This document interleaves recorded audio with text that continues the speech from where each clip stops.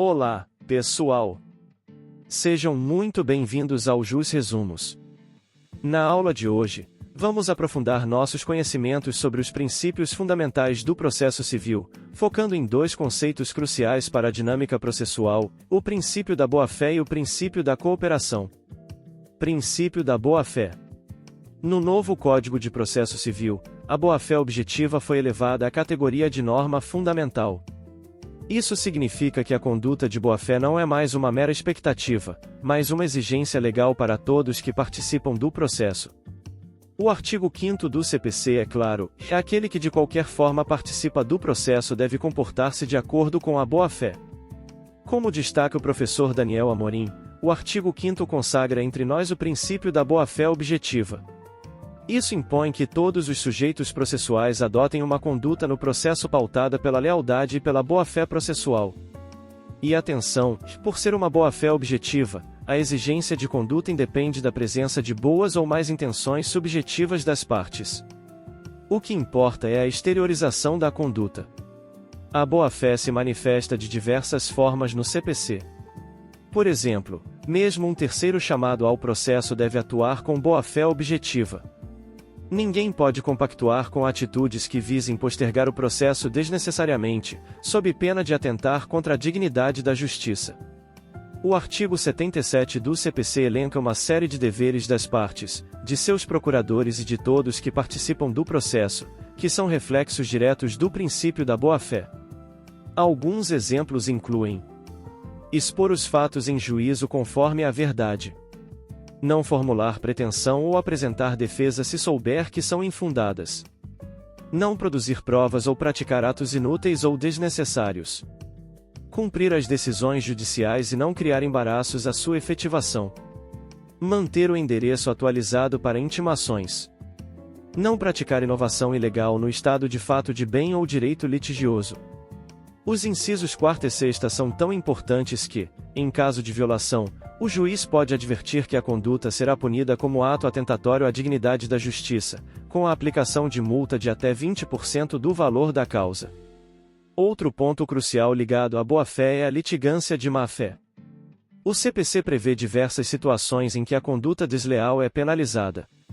Embora o texto traga os artigos 100, 142 e 274, vamos nos concentrar no artigo 142, que é um exemplo contundente, convencendo-se, pelas circunstâncias, de que autor e réu se serviram do processo para praticar ato simulado ou conseguir fim vedado por lei. O juiz proferirá decisão que impeça os objetivos das partes, aplicando, de ofício, as penalidades da litigância de má-fé.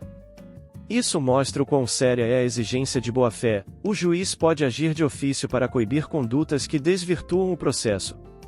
O artigo 274, por exemplo, ao presumir válidas as intimações em endereço não atualizado, também impõe um dever de boa-fé à parte de manter seus dados corretos. Princípio da cooperação. O princípio da cooperação complementa a ideia de boa-fé e representa um dos pilares do novo processo civil.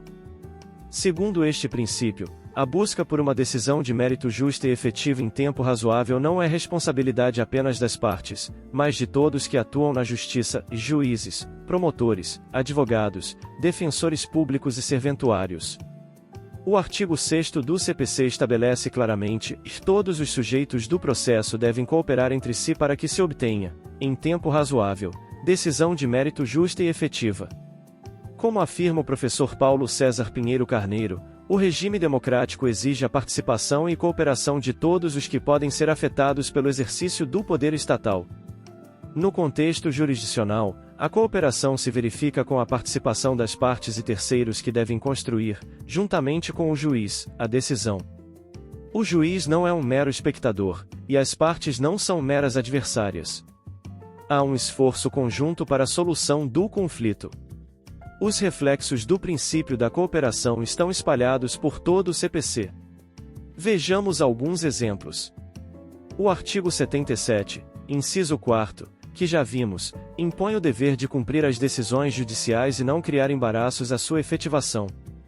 Esse é um ato fundamental de cooperação para a efetividade do processo. O artigo 139, inciso 8º, faculta ao magistrado determinar o comparecimento pessoal das partes para inquiri-las sobre os fatos da causa, sem que incida a pena de confesso. Isso permite que o juiz, ao ouvi-las informalmente, entenda melhor a causa, em um claro convite à cooperação. O artigo 357, que trata do saneamento e organização do processo, é um exemplo marcante da cooperação. Além de o juiz resolver questões pendentes, delimitar fatos e provas, e definir a distribuição do ônus da prova, o parágrafo 2º permite que as partes apresentem ao juiz, para homologação, uma delimitação consensual das questões de fato e de direito. Isso é um verdadeiro projeto de saneamento em cooperação. Mais ainda, o parágrafo 3º do artigo 357 prevê que, se a causa for complexa, o juiz deve designar uma audiência para que o saneamento seja feito em cooperação com as partes, convidando-as a integrar ou esclarecer suas alegações. Por fim, o artigo 774 traz o princípio da cooperação na busca pela efetivação de direitos, especialmente na execução. Ele considera atentatória à dignidade da justiça a conduta do executado que, por exemplo, frauda a execução, se opõe maliciosamente, dificulta a penhora ou resiste injustificadamente às ordens judiciais. Essas são, em essência, condutas de não cooperação que prejudicam a finalidade do processo. Com isso, concluímos nossa aula sobre os princípios da boa-fé e da cooperação. Entender esses princípios é fundamental para atuar no processo civil moderno, que busca uma justiça mais dialogada, leal e eficiente. Espero que tenham aproveitado o conteúdo. Fiquem ligados para as próximas aulas do Jus Resumos. Até mais!